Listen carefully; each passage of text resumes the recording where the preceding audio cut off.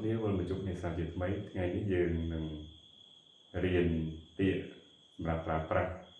នៅក្នុងថ្ងៃទិវារបស់ឪពុកឬគេហៅថា Happy Father Day ចឹងពាក្យទាំងអស់នេះគឺយើងអាចយកទៅប្រើប្រាស់បានអាចយកទៅសរសេរបានអាចយកទៅនិយាយបានពាក្យដំបូងគឺ Happy Father Day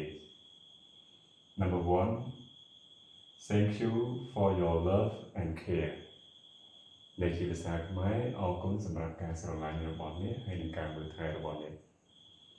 ទី2 You are very important to me អ្នកពិតជាមនុស្សសំខាន់សម្រាប់ខ្ញុំណាស់ឬក៏អ្នកពិតជាសំខាន់សម្រាប់ខ្ញុំណាស់ទី3 I am happy to be your child មានថាខ្ញុំសប្បាយចិត្តបានធ្វើជាកូនរបស់អ្នក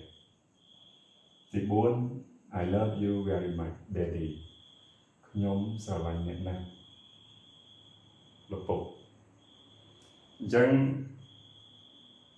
ពាក្យទាំងអស់ហ្នឹងយើងអាចយកទៅប្រើប្រាស់បានហើយថ្ងៃនេះគឺជាថ្ងៃទិវាលោកឪពុក